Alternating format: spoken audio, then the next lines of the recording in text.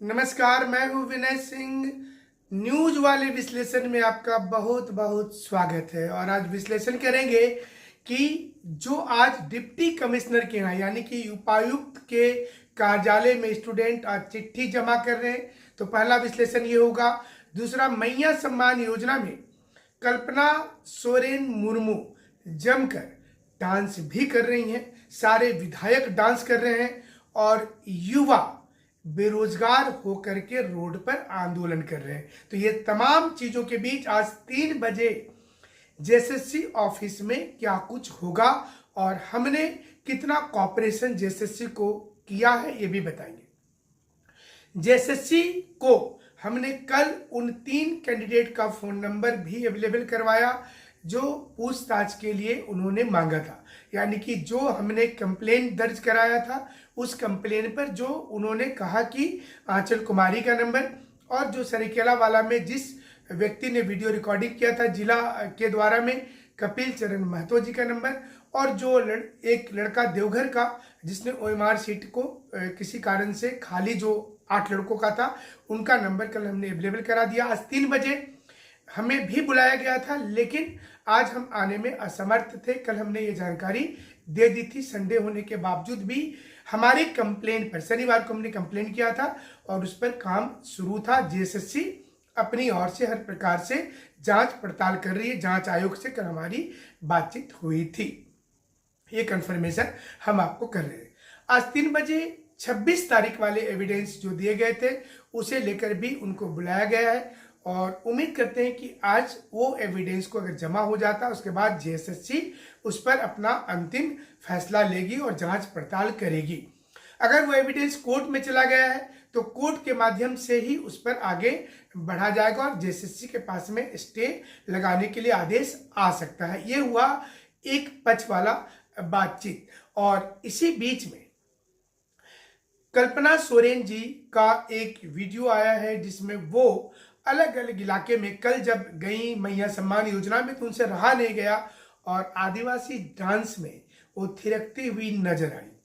इसी बीच में जेएमएम और कांग्रेस गठबंधन के कई मंत्री का बयान भी कल देर रात को आया कि कहीं पर कोई पेपर लीक नहीं हुआ है और बिना मतलब का बीजेपी वाले जो हैं वो इस पर आरोप प्रत्यारोप कर रहे हैं। सवाल ये आ रहा है, आज मुख्यमंत्री से मिलने की भी कुछ लोग कोशिश करेंगे कि मुख्यमंत्री तक अपनी बात को पहुंचा पाए। तो बहुत सारे डेवलपमेंट है।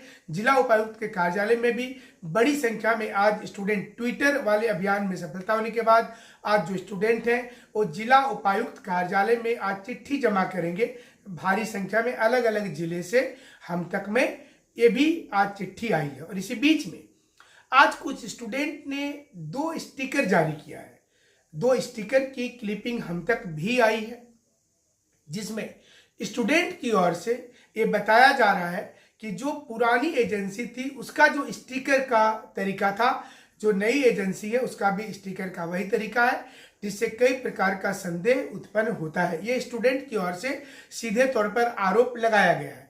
तो यहाँ पर समझने वाली बात यह है कि स्टूडेंट का भी एक जांच आयोग है, मतलब स्टूडेंट ने भी अपनी ओर से एक जांच आयोग संभवतः गठित कर लिया है और स्टूडेंट भी हर चीजों पर अपनी ओर से जांच कर रही है और स्टूडेंट की ओर से भी अपना अलग अलग खुफिया तंत्र के माध्यम से चीजों को सामने लाया जा रहा है। स्टिकर का सेम लुक होने के बाद में अब ये मामला आगे बढ़ेगा और नए तौर पर इस पर भी निश्चित रूप से संबंधित एजेंसी से दबाव जरूर से मांगा जाएगा। तो ये भी एक पक्ष हो गया। राज्यपाल महोदय को जैसा कि अगर आज 3 बजे तक जो साक्ष्य को लेकर अंतिम जो बुलाया गया है, जो 26 तारीख को जो लोग गए थे उन्हें अगर आज वो अपना प्रतिवेदन और साक्ष्य जमा कर देते हैं तो उसके आधार पर रिपोर्ट बनाकर जेएसएससी राज्यपाल महोदय को एक जो क्लिपिंग थी और चिट्ठी की एक कॉपी राज्यपाल महोदय को कल भेजेगी। जो हमें ऐसा लग रहा है, जो हमारा एजम्पशन ऐसा कहता है कि ये हो सकता है कि राज्यपाल महोदय को कल ये चीजें दी जाएंगी जांच में। उधर बाबूलाल मरांडी ने अपने ट्विटर हैंडल से कहा है कि उनके पास पूरे सबूत है। बाबूलाल मरांडी जी ने कहा है कि उनके पास पूरे सबूत हैं जिससे लगता है कि जेएसएससी सीजीएल का परीक्षा रद्द होना चाहिए। और इसमें सबसे बड़ा सबूत बाबूलाल मरांडी ने अब उसी चीज को पकड़ा है जो रिपीटेड क्वेश्चन वाला मामला है, जिसमें जग जाहिर है, यानी कि बाकी मामले को अगर छोड़ भी दिया जाए तो अब सारी दारोमदार जो हमें लगता है कि वो रिपीटेड क्वेश्चन वाले मामले सबसे मजबूत मामला बनकर के सामने इस वक्त में दिखाई दे रहा है। तो इस पर जेएसएससी की ओर से आयोग की बैठक होगी और जेएसएससी इस पर अपना निर्णय ले सकती है, लेकिन स्टूडेंट जो है वो इस समय में आंदोलन के पूरे मूड में है। जयराम महतो का पूरा समर्थन मिल गया, देवेंद्र नाथ महतो इस समय में अगुवाई कर रहे हैं और पूरे स्टूडेंट में अब आप इसको ऐसे समझिए, मैया योजना जब शुरू हुआ था उस समय बीजेपी को लगता था कि मैया योजना से सरकार जो है वो बहुत फ्रंट फुट में खेल रही है और बीजेपी को पीछे ढकेल रही है। बीजेपी ने अपने प्रेस कॉन्फ्रेंस में जब उसने अनाउंस कर दिया कि वो मैया योजना में गोगो दीदी योजना लाएगी और 2500 रुपया हर महिला को दिया जाएगा, तो इससे थोड़ी सी जेएमएम सरकार को थोड़ा सा घाटा हुआ होगा कि ये अनाउंसमेंट है, और उसके लिए बीजेपी ने बाकायदा अलग अलग जिले में फॉर्म भरवाना भी शुरू कर दिया है।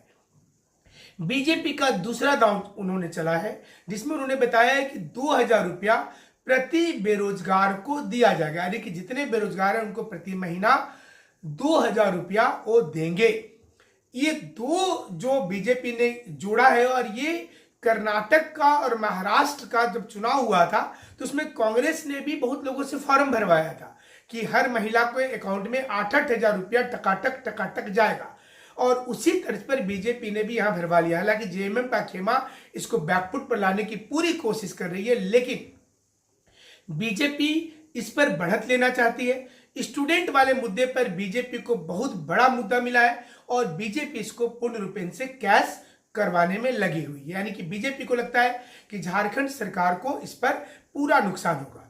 अब देखिए इसमें क्या करना चाहिए। अगर जेएमएम और कांग्रेस बीजेपी के इस अटैक को काउंटर अटैक में बदलना चाहती है तो इसमें हमारा एक सलाह होगा जेएमएम के वरिष्ठ नेताओं को कि उनको जेएसएससी सीजीएल परीक्षा पर एक स्वतंत्र एजेंसी से जांच करवाने की घोषणा करनी चाहिए। पहले स्वतंत्र एजेंसी का मतलब है कि उसमें या तो न्यायिक जांच की प्रक्रिया को आगे किया जाए या सीबीआई को किया जाए। अगर इसको हेमंत सोरेन जी मंजूरी दे देते हैं तो ये जांच तो चलेगा, चलिए 3 महीने 4 महीने, तब तक चुनाव होगा और इसमें जेएमएम को फायदा होगा और उनको स्टूडेंट को ये लगेगा कि उनकी बात को सरकार ने सुना है, सरकार एक तरफा नहीं कर रही है बल्कि वो सुनी है इस बात को, तो उस पर उनको फायदा मिलेगा। दूसरा, अगर न्यायिक जांच भी होता है तो स्टूडेंट खुश होंगे। तीसरा, सरकार ये बोल सकती है कि रिपीटेड क्वेश्चन के मामले पर वो एक्शन ले रही है और वो पेपर लीक तो नहीं हुआ, सरकार को हमें सजेशन दे रहे हैं,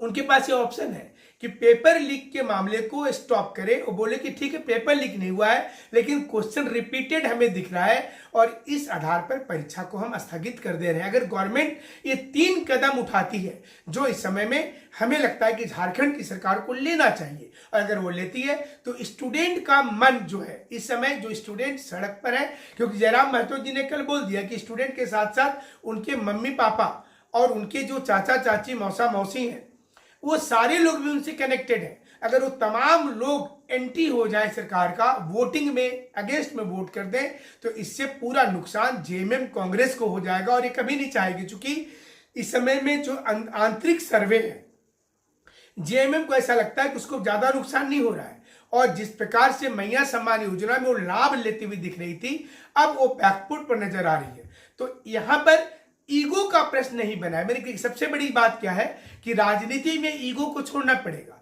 आपको ये देखना होगा कि युवा जो डिमांड कर रहे हैं उसके आलोक में बैठक कीजिए। कभी कभी फैसला जनहित में लिया जाता है और इससे सरकार की तारीफ ही होती है, सरकार का नुकसान नहीं होता। और अगर गवर्नमेंट इस चीज को समझ जाएगी तो हमें लगता है कि इससे युवा का भी काम होगा और सरकार का भी काम होगा। जो सरकार इस समय बैकफुट पर है उन्हें वो काउंटर करने में इस समय में बराबरी पर आ जाएगी। तो ये आज के विश्लेषण का मूल निचोड़ था। बहुत बहुत शुक्रिया, बहुत बहुत धन्यवाद।